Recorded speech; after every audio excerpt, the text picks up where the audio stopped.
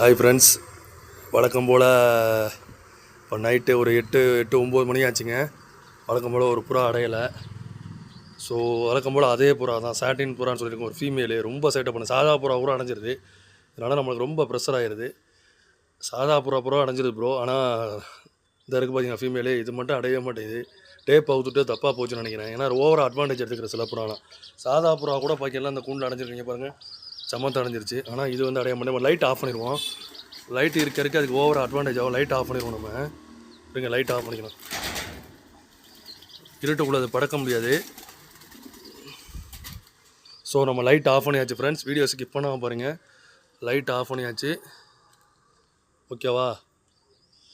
இந்த இருக்குது பாருங்கள். அப்புறம் லைட்டு போட்டோம்னா அதுக்கு ரொம்ப வசதியாக போயிடும். லைட் ஆஃப் பண்ணியாச்சு, பிடிச்சாச்சு. ஸோ லைட் ஆஃப் பண்ணி தான் நம்ம பிடிச்சிருக்கோம். சரி, லைட்டு போட்டோம்னா கண்டிப்பாக அது ஓடிடணும். லைட் ஆஃப் பண்ணி பிடிச்சோம், ஓகேவா? Okay, thank you. இப்போ நான் லாக் பண்ணிடுவோம்.